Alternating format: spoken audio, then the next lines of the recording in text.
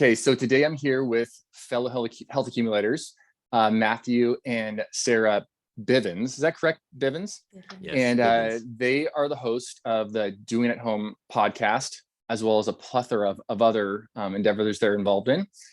So the one thing I was thinking right off the bat is, what is it we're trying to do at home here? Or what do we talk when we say doing at home? What exactly is that? Yeah, so it's our cheeky kind of fun way and our response when people asked us where we were having our baby when we were 6 years ago, when we were planning for our home birth. People said, well, where are you going to give birth, or where are you going to, what hospital? And we said, we're doing it at home. Yeah. And so when we sat down to start talking about the experience together, we thought it'd be cool to just kind of for posterity document our process. But then along the way, we saw that it could become something more. It could become something for other parents like us. And we had all of these episodes of what would eventually be a podcast. And we said, well, what are we going to call it? You know, we tried to come up with all these fancy fun names and like, should we make it very SEO worthy or whatever? And we just landed on doing it at home. That's what we're doing. Nice. So when you were, say, explaining to maybe your parents or other siblings or friends, coworkers, hey, you're going to potentially have a baby at home, or you're thinking about that, what was their initial reaction? It was a mixed bag. It was a mixed bag. Yeah, and it actually wasn't necessarily what we thought. So my parents are both in the medical field. My father's a doctor, my mom's a nurse. Okay. So when we shared with them, a part of me thought, okay, well, they might not be with it because they have such experience, in hospitals and working with hospitals. And yet my parents are both super excited for us, both on board, and my mom wanted to be there, so she was actually present for the birth. And then Sarah's family was sort of a different story. Yeah, that was different. Yeah. My mother birthed 3 children in hospital, but without medication. So I don't know, I guess I had in my mind it wouldn't be the craziest thing, or it wouldn't be the biggest stretch to share that with her. And yet none of my family was supportive in the sense that it was just too scary. It was too scary for them. It was too outside of the box, and didn't know anyone else who had done it. And so I received comments like, if you were born at home, you wouldn't have made it, because I had a nuchal cord, which oddly enough, later on in our journey, we learned a lot about that. And some of the first birth videos we watched, there was nuchal cord, and it was a completely normal, a variation of normal. But I received things like that, and just some of those fear comments. And I had siblings who said, you think you can do it, but there's going to come a point in the process where you're not going to be able to do it, and you're going to want to tap out, and you're going to want the drugs, and you're going to want, the OR or whatever. So that was a little bit challenging, but it also gave us a really great opportunity to be resolved and convicted in our choice, because everyone's going to have an opinion, right? And we weren't doing it for anyone else. We were doing it for ourselves. So if I was to continue to be hung up on other people's reactions about it, then that could have impacted my experience. And the experience was too important to us to allow any of that into our bubble, as we called it. Yeah. Wow. Yeah. So what do you think the one thing when I think about home birth is it kind of pulls all this responsibility onto the woman giving birth, her partner, her husband kind of thing. It's like, now you're taking on all this responsibility. Of course, the midwife that's supporting you, it's also high responsibility. But often you can see when you go into because we had our first child in a hospital until we had other people around us that had a bunch of babies at home, and like, whoa, that's yeah, sounds great, let's do that.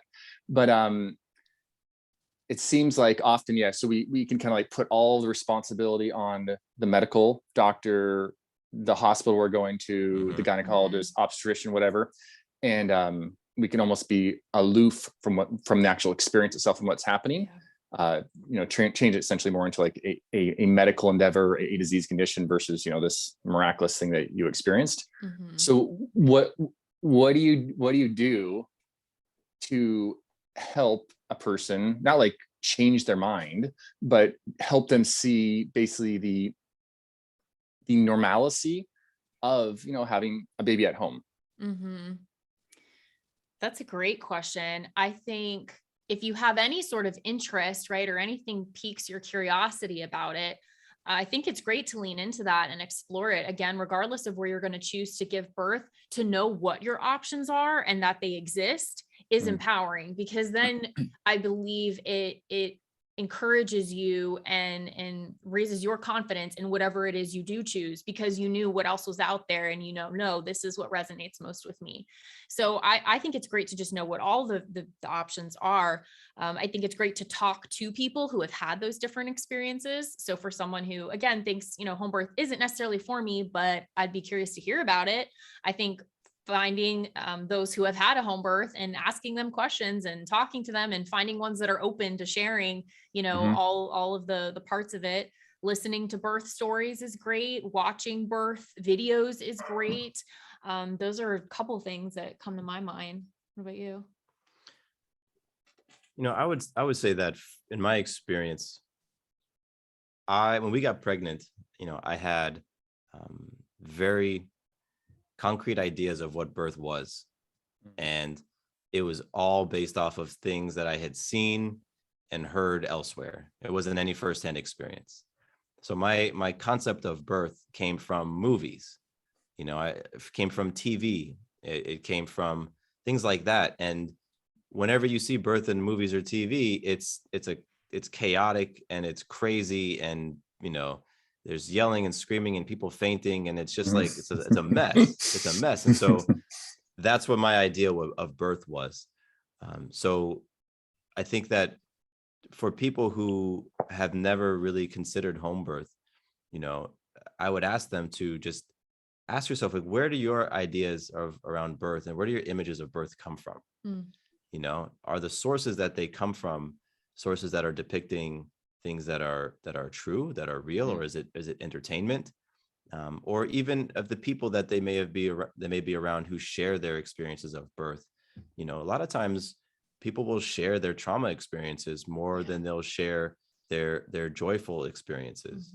Totally. It's like wanting to connect through the traumas and the hardships. That's just one of the natural things that we do. And it happens all the time with birth. People, you announce you're pregnant and somebody wants to tell you about their challenge with birth. So that, to me, I mean, that goes such a long way in forming this idea around birth. And then when you're presented with something like home birth, you have all these images of what birth is. It's challenging. Things go wrong all the time. It's chaotic. It's frenzied. Why would you ever consider home birth at that point? Yeah. And so, for me, it really took getting some other perspective around birth. And as Sarah mentioned, watching videos of people give birth. I'd never seen a video of a person give birth other than when I was 12 years old in health class, and it was more of an anatomy thing than anything else. So watching videos of births to see how it can look, listening to podcasts about it, birth stories like ours, reading different accounts, that's what I would be doing just to get a more full picture of how amazing birth is. And for me, it helped me understand how natural birth is. And then at that point, understanding how natural it was and recognizing that, there are some fears to work through. It became more a thing of faith being trusting and surrendering. And so, I never really felt that, all the responsibility is now on our hands. It was like, no, this is our opportunity to expand our faith and expand our trust and to expand, our trust in one another and all those things. So that was a long answer to your question. But I was very much in that position of thinking birth was one thing. And then yet here we are now talking as people who are huge advocates for home birth. Yeah. So did you, say before you were even pregnant, having kids, were you already thinking we're going to do it at home? Nope. Absolutely not. Okay. No way. We switched almost halfway through the pregnancy. Oh, wow. So Okay. we were planning for a hospital birth at first, and it was, some things along the way. There were breadcrumbs that led us to home birth, but that was not the initial plan. Gotcha. I didn't have an idea of what home birth was. If you had asked me 6 years ago what was a home birth, I'd say it's like, crazy hippie just giving birth in their kitchen or out in a field or something like that. Like I just didn't have any concept. And so no, we were totally on the hospital train, and that's how it was for about half the pregnancy. Wow. And so there was, do you mind putting out there, what kind of really was those crumbs, those things that kind of triggered you or said, maybe let's look a different route? Yes. One of the catalysts for me was watching this really great DVD series called Happy Healthy Child. And in it were a lot of who I now recognize as these juggernauts in the natural birth community, like Deborah Pascali-Bonaro of Orgasmic Birth, Michelle O'Don, Ina May Gaskin, all these people who had these different perspectives to offer around birth than I had ever heard. And that birth could be magical and healing and transformative, and it could be intimate, and it could bring you closer to your partner, and it could be this really powerful thing that I just never, that was a paradigm shifter for me. And who we are in our lives, that just it really resonated with the kind of experience I could see us having, regardless of where it was, that birth could be powerful. So here I am now taking that on as a possibility. And along the way, I thought, well, I'm very healthy. We're very healthy. We're very conscious. I feel very great in my body. I don't need any of the interventions. I would even like it to where they weren't even offered to me. So how can we create a hospital birth environment where I'm free of monitors? I'm not attached to anything. I can move about freely. I can eat and drink if I want to. How could we create that? And now knowing what we know, that is possible in many hospital settings where we were at the time, that wasn't an option. And with the provider we had, he was just crossing everything off the list that we would have ideally wanted. And that led to us connecting with a friend who was a nurse midwife in a hospital, but who knew a group of home birth midwives who served our area. And she recommended just having a conversation with them.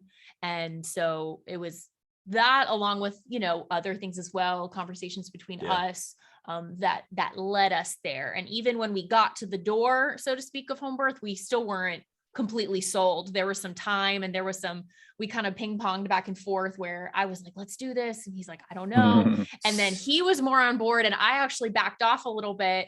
And then I think it was ultimately him having that full confidence in me and in the process to where we finally eventually met each other at the center and moved forward. And I'll expand on one thing Sarah mentioned, because there was really one visit to our OB's office that changed it for us. And, as Sarah mentioned, we're very intentional in that, when there's something that we want to experience, we envision it and we get clear on what we want to experience. And so with the birth, we created a list of things that Sarah wanted to experience and we wanted to experience during the birth itself. And so we had just like a list, like a bulleted list of, we want there to be some sort of water element, a bath or a shower. We wanted Sarah to be able to walk around. We wanted Sarah to be able to eat and drink what she wanted. And we wanted to have certain music to be played and have the lights low. And so we walked into our appointment excited because we had this list, and it's like so many other things in our life had manifested through this same, through this same process. So we were excited for this, and we shared the list with the doctor. And as Sarah mentioned, he just said no. We went down the list and he's like, nope, can't do that. Can't do that at this hospital. I don't feel comfortable doing that. So when we left that appointment, it was very clear to us that, okay, we were not going to give birth with this doctor in this hospital, because we're either going to compromise our vision and give up our vision, to do that, or we're going to stick with our vision and just find another path to it. And that was what led us to explore our options. And we said, okay, well, we can't do it at this hospital. What are our other options? And we stumbled across the Atlanta Birth Center, and we researched them, and that kind of opened us up to this idea of birthing outside of a hospital. Right. Like, oh, we can give birth outside of a hospital. That's kind of interesting. And then, through different conversations, we were introduced to a midwife who dropped the home birth thing. And so it did follow this path. It was really that one appointment that changed it for us. So what would you say is the, if a person's like, all right, okay, so home birthing, so we don't have to have it in a hospital now. What would you say like home birthing is?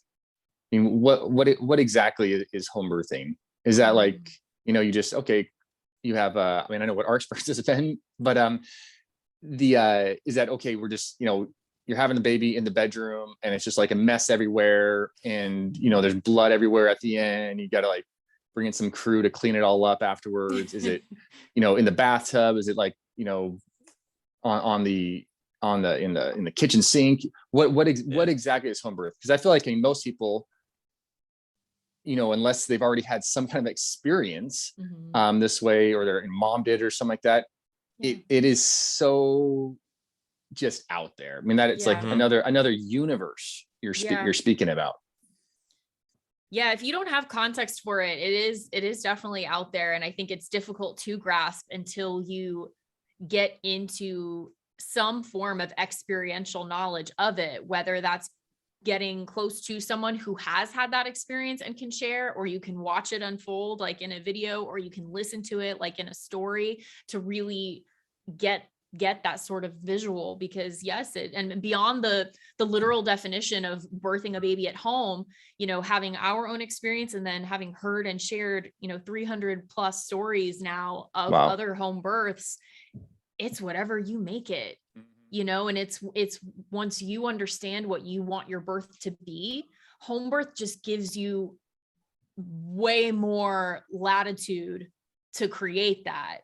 And it just gives you so much more space to experience it in the way that you want to, because you are in your own space and you're calling more of the shots. And, as we've kind of mentioned, there is more of an element of responsibility, but not in a burden sense, more in like you get to call the shots more, you get to have more of a say, and you've likely taken more time and done more research and had more conversations about what your birth is going to look like, because you're not just walking in thinking it's a one-stop shop. Here I am, get a baby out of me and send me home, which is the case for a lot of care providers and places. You walk in, you hand over your power, and prayerfully they hand you a baby, and you all are safe and well, and that's it. And that's the standard too, that you're both alive and you can go home.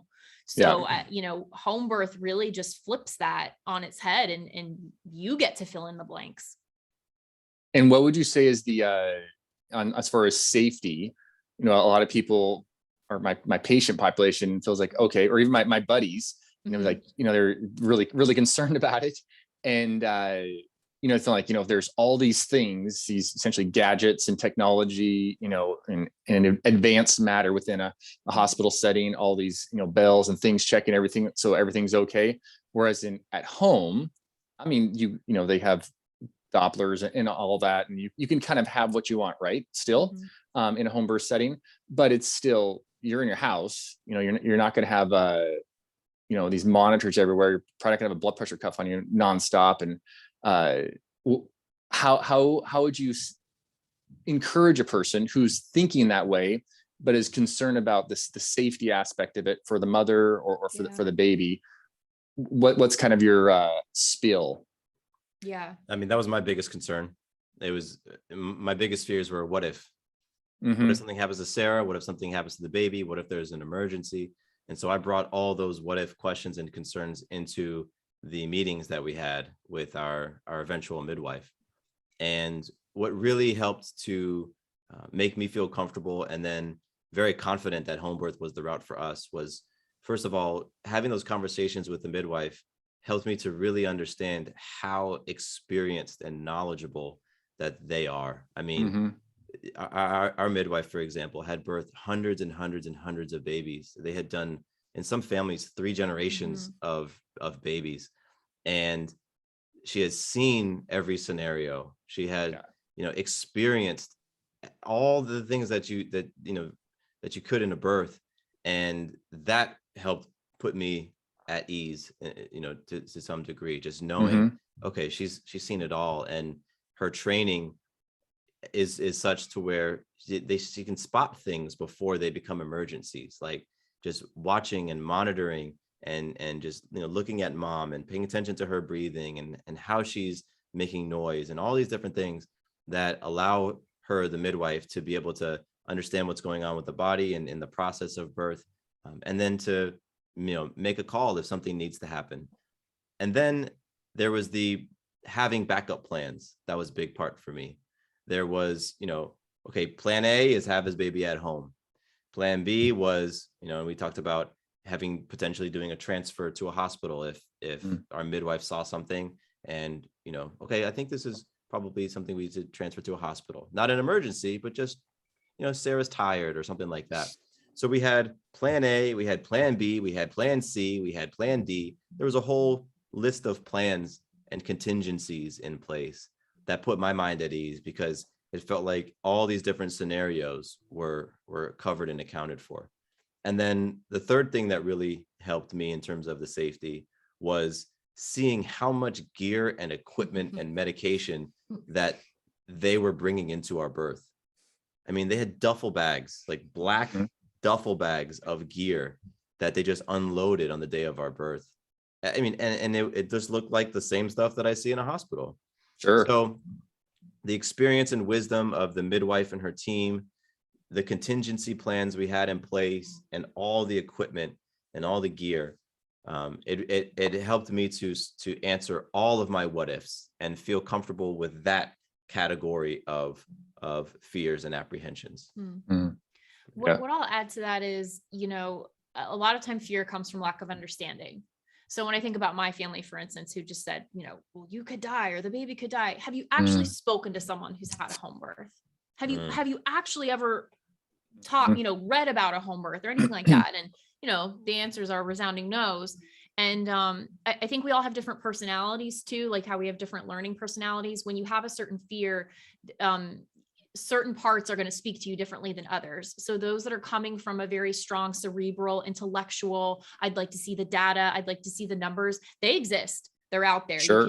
You can read some really great literature, watch some really great things. Why Not Home is a really great documentary that gives a lot of statistics, and that's actually highlighting medical professionals who choose home birth. Yeah. And a lot of the data is in the favor of, if you are a non-risk woman in pregnancy, home is actually the safest place for you to be, because you're not going to be offered that tip of the cascade of interventions, which for someone who doesn't need any of them, and like I said, is low risk, once that starts and once that door opens, then it's just this snowball that's created of interventions to the point where now we're rolling you into an emergency C-section.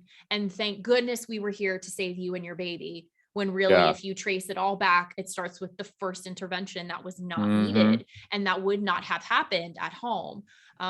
So from the data point, that all exists, and that can speak to the person who that resonates with.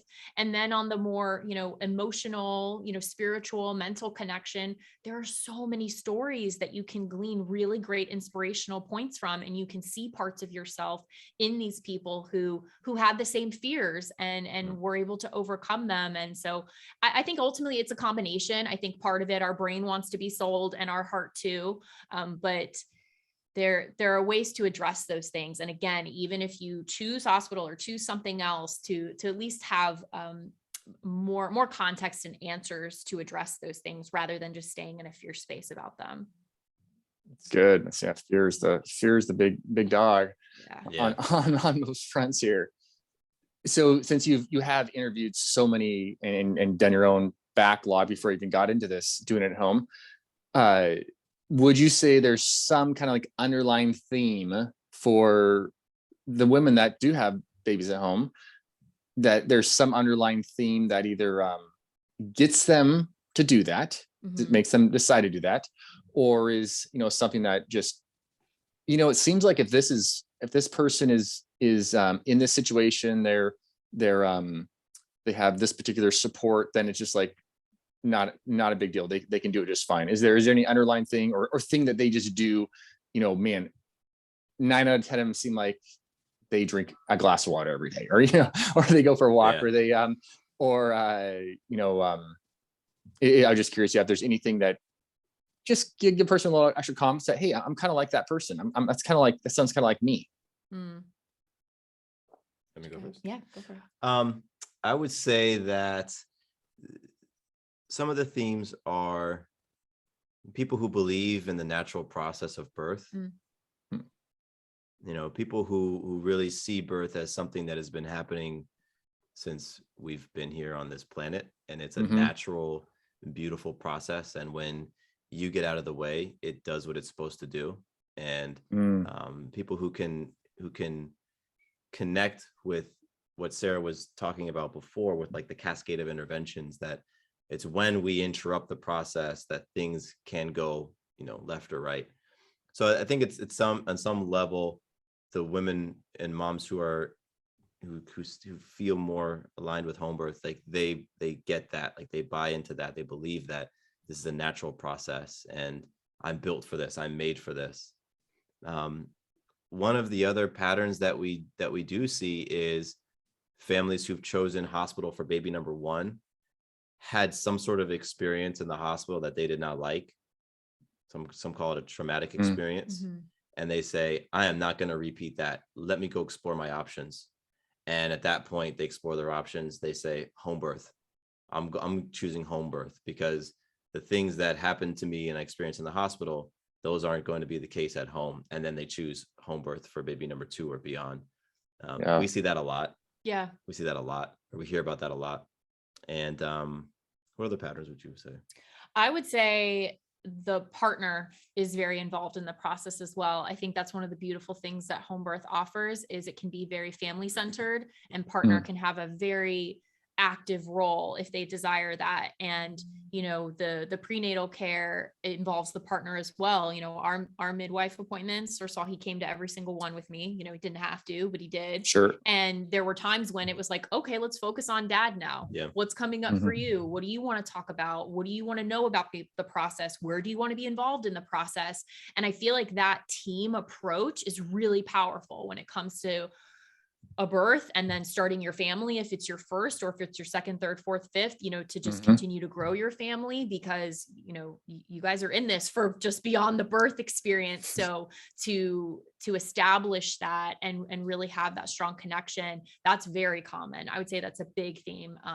Very, very few, if there's a partner in the picture, very few partners had very limited roles. Most of the time they were right there front and center. And I think that is a marker of some of those successful, powerful instances and stories.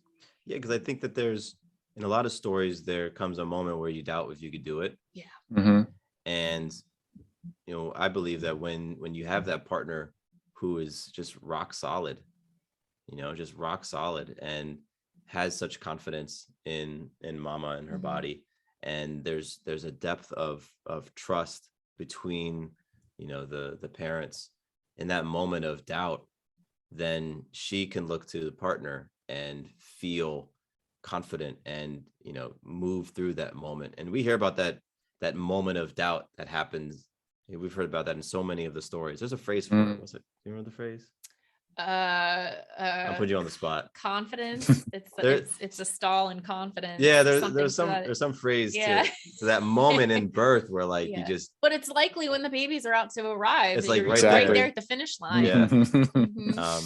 So yeah, that definitely is something. Just that theme of that, the trust and the depth of intimacy between the, you know, the parents, and how that translates to creating a very comfortable, high level of trust space for the home birth to happen. Yeah, that's good. No, I would definitely every birth we've had that time where my wife would be like, okay, I just want to get the epidural, let's just go to the hospital, and because it's just in such, you know, duress, you know, that I don't know that sensation she's feeling, but I know how tough she is and strong she is, and, you know, seeing her birth out the babies, like, man, that's yeah. But at the same time, of course, I'm like, I know what you want. I know you definitely don't want that.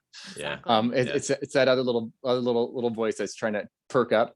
And once you get through that, it's like, you know, within like the hour, the baby's coming. Then it's just gonna feel awesome. Yeah. So is there one thing I always, and I think my wife too, our biggest thing is, okay, the baby's going to come out like when it wants to come out. And that's just going to happen. And unless there was, you know, some major complication going on, and there's nothing we're going to do to stop that. So maybe the midwife shows up, maybe they don't show up on time. Maybe they get there right when the baby's coming out kind of thing. But the placenta, on the other hand, is kind of like, you hear lots and lots of stories, and not home births necessarily, but, you know, across the board, you know, leaving part of the placenta in, missing part of it, you know, something happened there, getting the placenta out. I was just curious. I was just definitely don't talk about this beforehand, but I'm just curious if you've heard any stories on that front about placenta, since you've, interviewed so many women, or even the awesomeness of seeing the placenta afterwards, Yeah. which often in a unless you're in a special hospital situation, like the women wouldn't even know, like the placenta came out, they might have already thrown it in the trash and moved on to the next person. Yeah. Compared to having a midwife such as the one you had, who might even tell you about the placenta or show you the coolness of it. Yeah.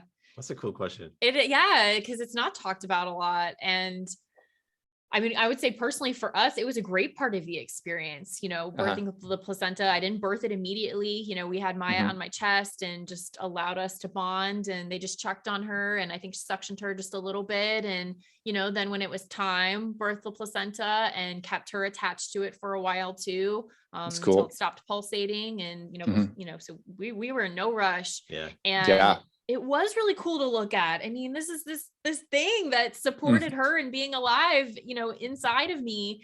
Yeah. And they did show it to us, and they were impressed by it. They were impressed by my placenta. I felt I was very affirmed and complimented on my placenta size, and we had it encapsulated. Nice. And I took those capsules for months. I couldn't even finish them. By the time I felt complete with them, I still had some, again, because it was so large. But it's so miraculous. I feel like the placenta adds to the miraculous aspect of birth. And yes, it is something to be celebrated and honored, and home birth gives you that opportunity too. If you don't want to consume it, that's totally fine. People do all sorts of things with it, like plant it under a tree as part of a honoring of the experience at their home, or people do art with it. There's like all sorts of things you can do with placentas that we did not know about. I remember one of the midwives there, after the placenta came out, she brought me over and she's like, take a look at it. And it looks like a tree. Yeah. And I've heard it called the tree of life. And it was so beautiful. And yeah, that whole conversation of the placenta, I am curious what would have happened in the hospital. I mean, probably I doubt I would have been able to see it and interact with it that way. But yeah, we've heard all sorts of different stories and ways the placenta came out, and it covers the spectrum. It's all across the board. People who it just came right out, to other ones that it wasn't necessarily like that. But it is it's like baby's little sleeping bag inside right mama, and it's so cool to see it. It's so wild to see it, because they didn't show us that in health class. And it was a beautiful part of the experience. It's sitting in a bowl next to me. Yeah, that was a bowl we used for popcorn at one point in time, so it got converted to a placenta bowl. Exactly. And then we did actually bury the capsules that were left over. That I didn't consume. And that was like a nice little ritual, and just a beautiful part of the experience, which is, again, not something that I necessarily thought we would be doing. But we flowed with it and did what felt right, and that felt right. Yeah, that's cool. Yeah, we actually have a couple of placentas still frozen in our freezer in our garage, that we're like, once we get to a place where we know we'll be here for a long time, and we can, we definitely put it under a tree kind of thing. That cool. That tree is gonna grow like crazy. Oh yeah, if there's a placenta sitting underneath it. That was great. Okay, so what would you guys say is the if a person's like, I want to have a home birth, doing that, and then they decide, hey, for whatever reason, they're going to go to the hospital route. I mean, should people feel bad about that? Should there be any shame with that? Or, I mean, that's totally cool, right? Yeah. I mean, my answer is absolutely not. One thing that's important to us, with doing it at home, is to share the variations, and hospital transfer happens in the midst of the birth experience, or even before you get to the birth. There might be a reason to shift care if that's what's best for everyone. And, first of all, to empathize. Anything that you're planning to go a certain way, something as big as your birth and your baby and a new life, and you imagine it going a certain way and it doesn't go the way that you thought it would for whatever reason. And, most hospital transfers are because of just exhaustion. They're not emergent. It's because mama's tired and needs to get a little bit of rest. Maybe she gets the epidural, sleeps it off, and then, many still end up having a vaginal birth. So learning that was big too, that, a transfer isn't always the sign of something emergent. Yes. But if there's that shift, we share those stories because it's so important to remember the intentionality and the mindset that you bring to it. And so we really, over the years, developed the concept and the philosophy that home birth can really be a mindset rather than a geographical location. And that if you have to move locations for whatever reason, that you're still going, like you're your ultimate home, you're your first place of center. And so you and your partner and your team, whoever's able to come with you to create that energy, to bring that space as much as possible. And that it's not a sign of failure, and it's not a judgment on anyone's ability to do anything or be anything. And plans shift. And so how you respond in the shift of those plans can make all the difference. And it can still be a magical birth experience, even if it didn't go exactly the way that you planned. Yeah. And to add on to that as well, I mean, we're big in supporting parents and families to choose where they want to have birth, because that's ultimately what aligns with them. And it's like in their heart. We chose home birth, and we wanted to create a resource for home birth specific families, and it's fantastic. And throughout that the journey, the 6-year journey that we've been doing and doing it at home, it's really about what works for you. Yeah. Like, what works for you, not what your parents did and what your mom tells you you're supposed to do and what your grandmother, like what works for you. And we're big on just advocating for people to explore their options, get clear on what you would like to experience, talk to the providers, ask the questions, learn how to advocate for yourselves. If you don't want to experience something in a hospital, talk to them about it. Can we not do this? Can we not hook me up to this? Yeah. Because, some people just feel more comfortable in a hospital. That's great. Like, wherever you feel most comfortable, that's where you should birth. Yeah. Wherever you feel, if it's in a car, fine, birth in a car. That's where you feel most comfortable, because when the birthing person is comfortable, things flow.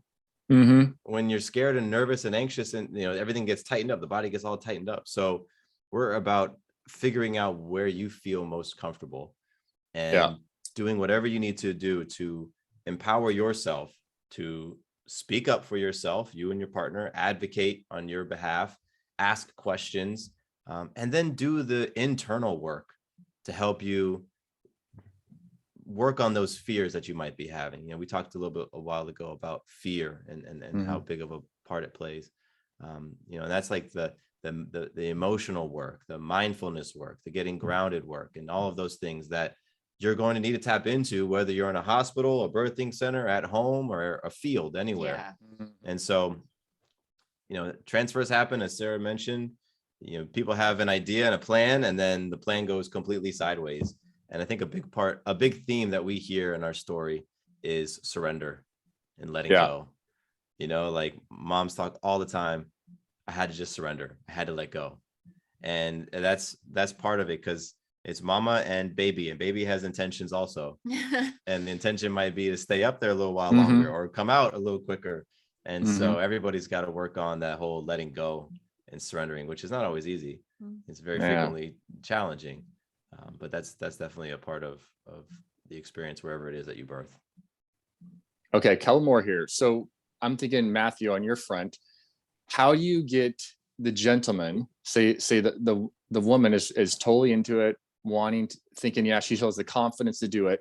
What is the thing you feel like you would tell, explain, show to, say, a buddy whose wife is thinking, I want to have a home birth, but is feeling just, man, oh my goodness, I don't know, man, that's not gonna, I don't think so. Just real trepidation there. What is there kind of one thing or two things that you feel like this is how I go about, saying how I got my mind wrapped around this thing? Yeah. So I would say get clear on what all those fears are, that stuff within you that has you feeling trepidation. Being able to admit that you're scared. And what are you scared of? I'm scared of losing my wife, my partner. I'm scared of whatever it is. Like, get very, very clear on all those fears and all of those questions that you have, and bring them to a midwife. Go have a conversation with a midwife. Go talk with a midwife and see what happens after the end of that conversation. I'm not saying your heart will be shifted, but your questions will be answered, and then you'll have something else to explore as to why you're feeling the trepidation. But I think that a lot of us just have this idea of what birth is or what birth is supposed to be. And anything that is different from that idea it's different and it's strange. And in the world of birth, it could feel scary. And so we just reject it. We just outright reject it. And it's like, no, let's be open to explore, and let's admit when we have fears, and let's try to understand, why do we have those fears? Sarah mentioned it before. A lot of times it comes from just ignorance. You just don't know anything else. And that's not the state that you want to be in life in general. So go get some information, get some greater understanding. And midwives, they have the answers to your questions. So that's first thing I would do. Get clear on your questions and go chat with the midwife with those questions. And the second thing is expose yourself to birth. Yeah. When I watched the first DVDs that our midwife gave us, it changed so much for me, because up until that point, it was the craziness of birth in movies that was the only image in my mind. And so if I closed my eyes and thought about birth, all I saw was craziness of birth in movies. But as soon as I watched the first home birth DVD she gave us, now I had a different concept to wrap my mind around. And at that point, every other video that I watched, every other birth that I watched, it just went so far to change what I thought birth was. And when I had my questions answered and my ideas around birth were totally changed, I had nothing else to like, my heart was open. So those are the two things I'd say: chat with the midwife and go watch empowering depictions of birth, listen to empowering stories about birth, read empowering things about birth. Nice. Yep. Okay, Sarah. So what would you say is the thing when you're actually in the birthing process, you're like, say within the last 10 hours, if you're actually baby's coming forth, is there like one thing you feel like, man, that was either one, so awesome, or two, and this is before the baby comes out, because we know that's awesome. Yeah. Or two is like, I'm definitely doing this part. If you get pregnant again or have another child at home, I'm definitely doing this or having this. Is there anything that can just be that thing? Yes. Okay. So something that was clutch with the supporting of the birthing process, that counter pressure, the clothespin action on both sides of my hips. So at pretty much, it was a 12-hour experience, the whole thing. I would say 10 hours of that, I had someone's fist, sometimes the same person, sometimes two different people, because we had a large birth team embedded into either side of my hips. And that was such a game changer. Nice. Between that and being in the water, we did have a birth pool. So that was amazing. And just feeling the energy around me, we were very intentional about who we had there and what roles that they had. So I just knew I was so well supported. And I knew that anything anyone told me, it was such a high level of trust that if anyone told me something to do, I was going to do it.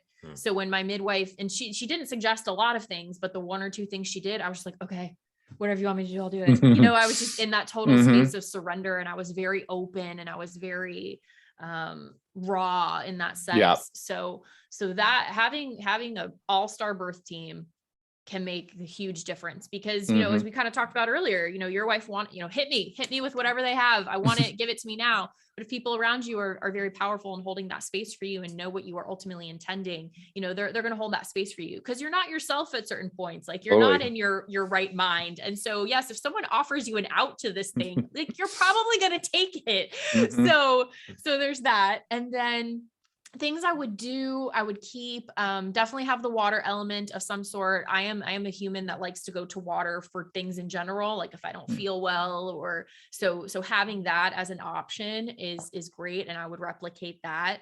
Some things I would like to do that we didn't do, if I'm in the right mindset, because you might have ideas too. This is something that comes up very often, a big pattern.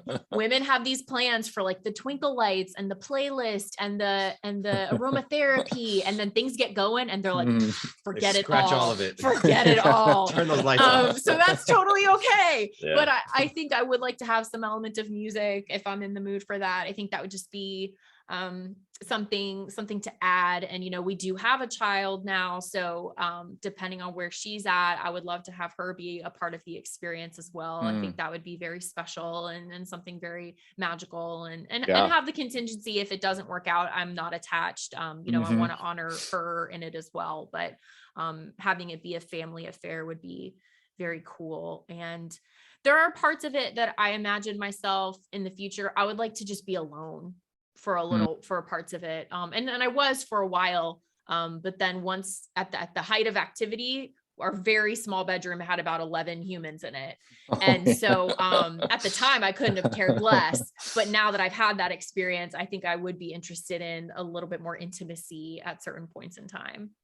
Wow, that's good. That's really good. Yeah.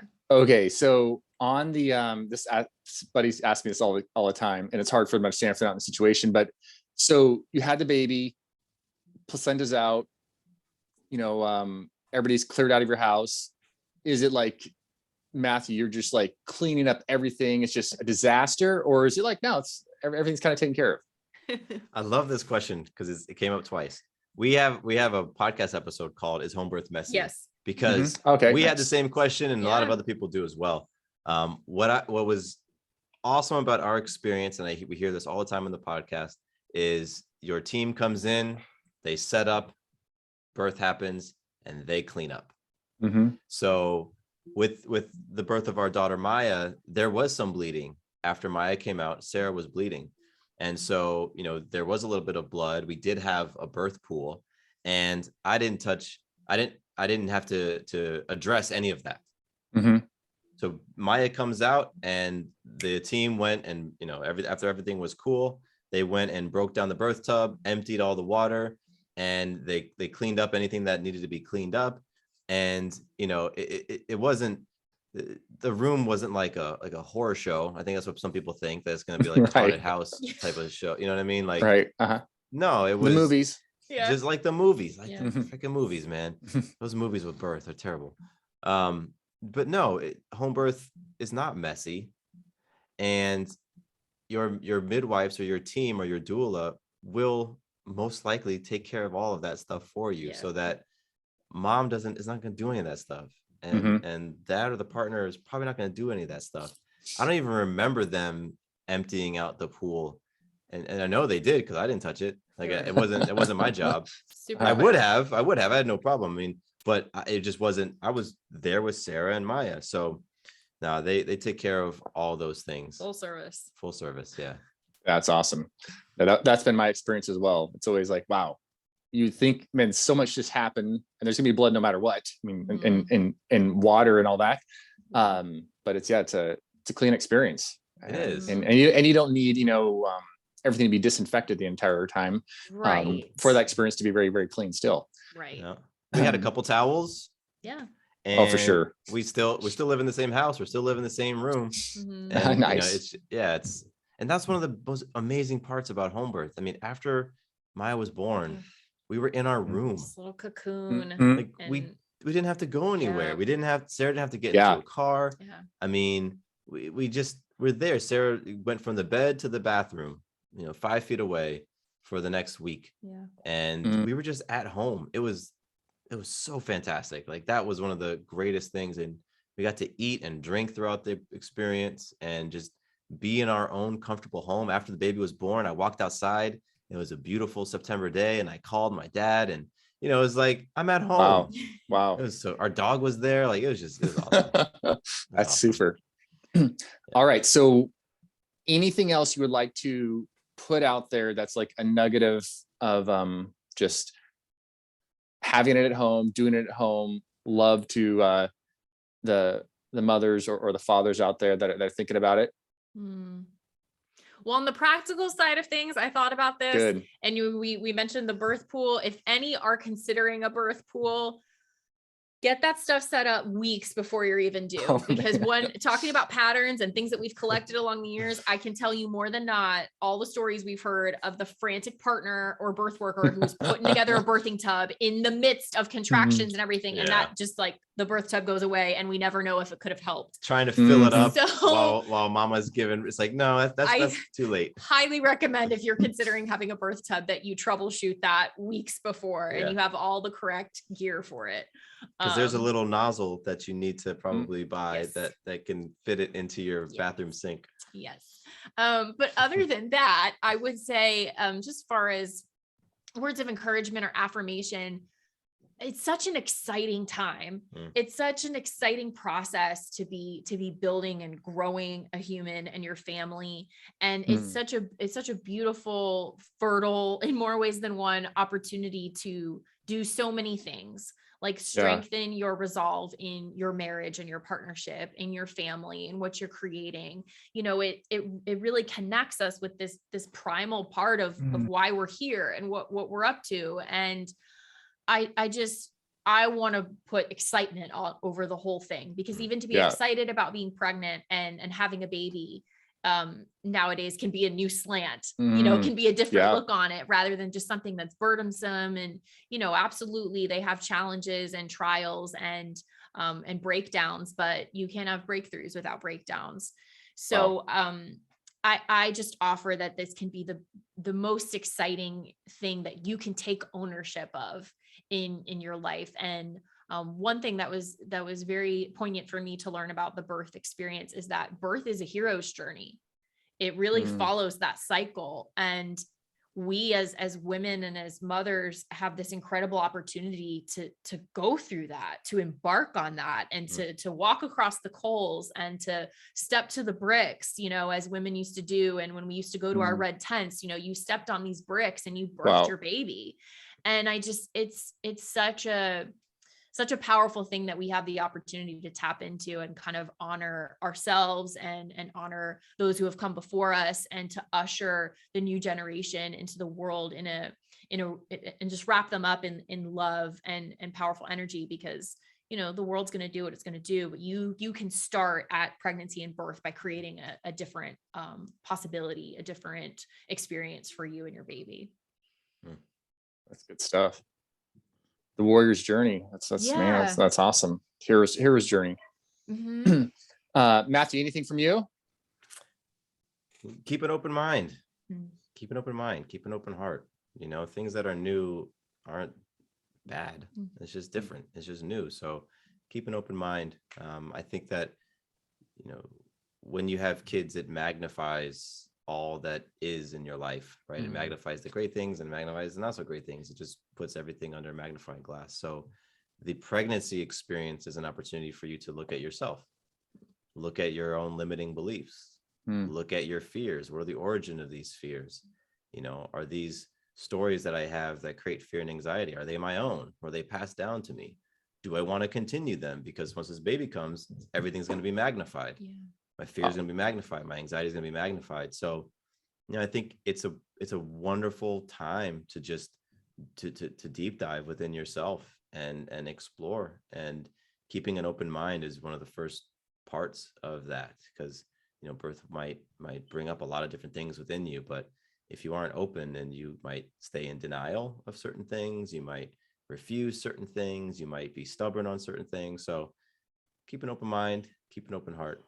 And you know, just keep doing things in love rather than fear. Okay, so I noticed on your website you guys have some different resources, and some you can buy.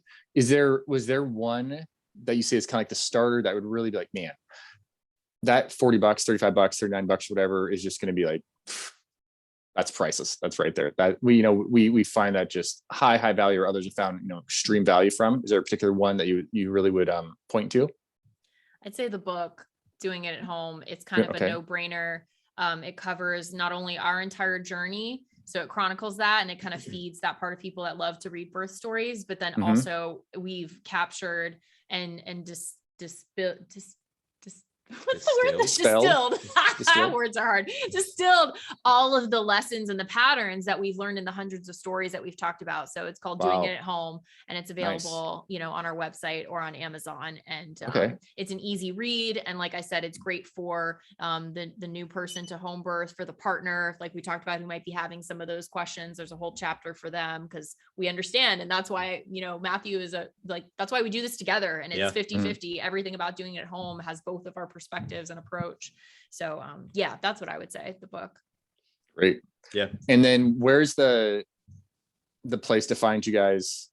We know the podcast is Doing It at Home. Yeah. And that's also doingathome.com. It's diahpodcast.com. Yeah. Okay. Yeah. Those tricky What's the website I URLs? want again? Yes, Domain. URLs. Oh my gosh, Mhm, clearly I'm mhm. done. No, no. It's the end of the But day. on a yeah, you know, Friday. it's tricky with those URLs and those domain names, but Yeah. Uh-huh. dihpodcast.com, and then doing it at home is on any podcast player. Yep. Great, man. Thank you so much, Matthew, Sarah. You guys keep crushing it, and man, people are just gonna be empowered. All these ladies out there, all these dads out there, fathers that are just be empowered. Like, wow, this is totally doable. Absolutely. That's what we want. Yeah. Thank you. You're welcome.